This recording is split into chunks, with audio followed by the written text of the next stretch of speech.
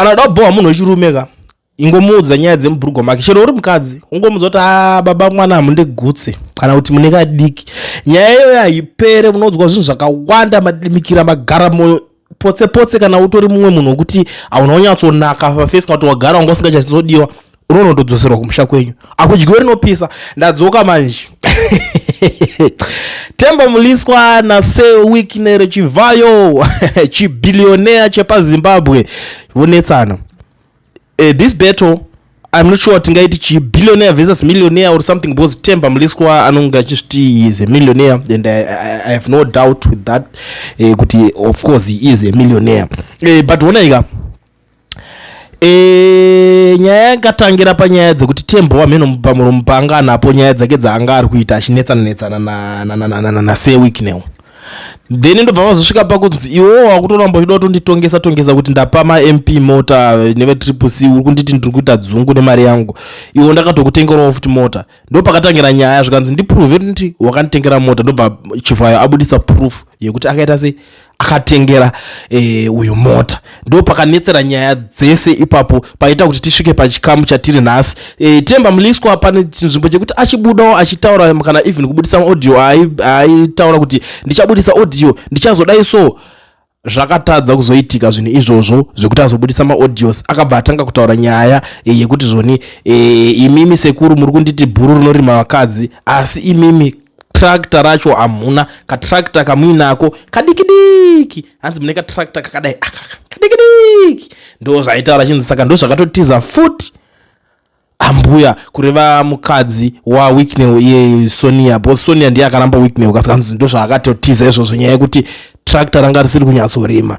Saka uyu bhuru arikutaura kuti inini ndinonyatsorima kusakadza kuita kutsemura ndichi you know zvakangoitika zvinhu zvachoka zvakangoitika so fast and but zviri fun. But nhasi ndadzoka ndine nyaya yaseweekend Chivayo zvavari kutaura panapa, vari kupindura nyaya yekunzi zvone katractor kenyu kadikidiki. Vamwe varume vazhinji vakaseka, vamwe havana kufara nazvo at the end of the day, vamwe vakati kuwasha zvekutaura here Themba, but tauro chokwadi chaiko zvimwe zvacho zvinhu zvekuZimbabwe ingori stress relief. Ndosaka ndichiti gara une data right. Weekend ari kuti konai sabhuku idzo dzinombotengeswa kupiko, muendesewo muzvambarara wenyu paauction muwanewo kamari kekurarama. Ukaona murume mukuru achivhaira kuti yangu ndine 30 cm wobva waziva kuti ndiyo yega yasara yekuvhaira nayo, and pamafacts shasha inenge yakundwa uye yazosvika pakupererwa manje. Weekend 10 Themba 0 ko mandi shaya here sabhuku makanganwa here muri more than 40 MPs pa portfolio committee on mines and energy. Interview yangu on Gwanda solar muchifaya ma questions ndakagara ndiri one chibaba ndakazvimirira ndikakugadzirirai size mese. After the interview imi mega mukabvuma kuti tamutadza, and this level of intelligence is unmeasured. Imi mukazopedzisira mati I think you must lose weight. Ndobva ndaziva kuti mapererwa itsika yenyu kushaya kana makundwa sabhuku. Manga majaira ka extension muri MP muchiti mukaitwa chairman or member of any of the parliamentary portfolio committees. Tese taiona inonzi nhamo tichichikidzirwa tichinzi tinotorwa mari yema protection fees. Manje iyo zvino sabhuku kumusha corruption yeko munopuwa bribe yembewa 15 monzi ndibatsireiwo please. Izvozvi muri kutsvaga kuti moita popular papi and nay, asi zviri kuramba. Mamboedza kuti pano nepano I'm very close to the boss, he buried my father. Unfortunately my potential customers enyu havasi kuteerera nyaya iyoyo and still mashaya relevance hanzi ndinorira kumusha. Yes I agree, ko uko ndimi munotonga asi kumwe kwese handizive hangu kuti muri kurira nechekupi kwatisiri kuona isu. Naye sabhuku pa stage ku Miss Universe makadhakwa, takashaya kwekunyarira muchibuditsa tuma $100 bills twaibuda 1 muhomwe dzakasiyana siyana dzaionekwa kuti dziri empty dzichipfumbuka bute. Ndakangoti Mwari wenyasha apa pakuda imimi mupindire. Ko iyo 10,000 pledge yacho mwana akazopiwa here, makatadza kuitakura kubva kumba here, inga hainyanyo kuremera inaye sabhuku. paye ndakatozotya kuti attention yapuwa mwana uyu achakwidzwa ndege yemashanga akapedzisira atonyengwa shemu ake. Hapana anoziva zita rake, andiudzewo kuti anonzani ndimupe hangu kana $50,000 cash asazoite victim akufambira $10,000 yekunyeba iya.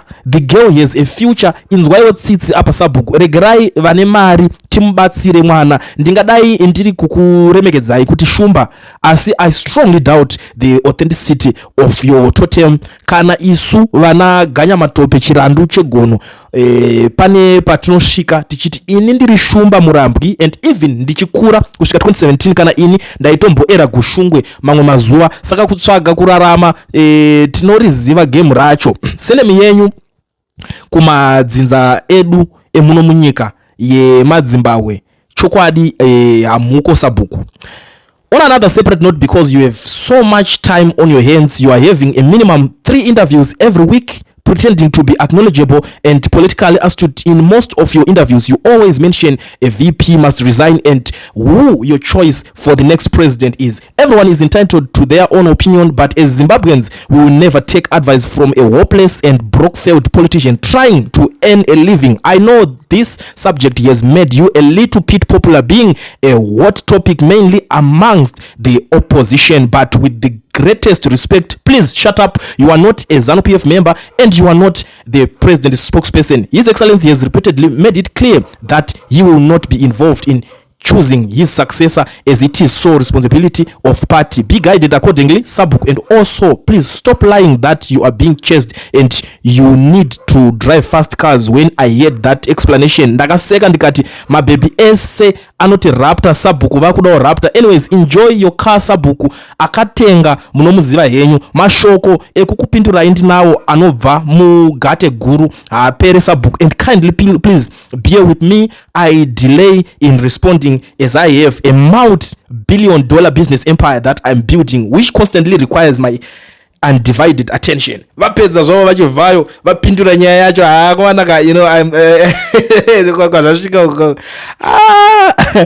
and andisikuzivawo anadhada tsunya iye ari kuti long paragraph haichinje kuti mune dora mukuru wemadays, right? Iye abva atopindura zvikanzi dora pamba pakazara maRolls Royce neGulfstream G50 yakapakiwa zvayo paairport. Aiwa, garai henyu mune mapango enyu varume, ine hangu upenyu huri kunakidza ndinganyebe. Ndo mhinduro yabvaita se yapindurwa naSeWiknewo kuti aiwa, kana muri kunditi inini ndine dora, it's okay, garai zvenyu nemapango enyu nezvebhorani zvenyu izvozvo muchita meno whatever zvamunoita, asanzi ndine ndege, ndine maRolls Royce, ndine everything. Ameno ipapapa ngatimbochida kui inyaya inoda kuti izombotaurwa nayo iomboonekwa iyi, because most of the times ndikuona kuti varume vazhinji vari kuitanga vari kuitwa mavictims at the end of the day nenyaya yezvinhu izvozvi zvidiki izvi.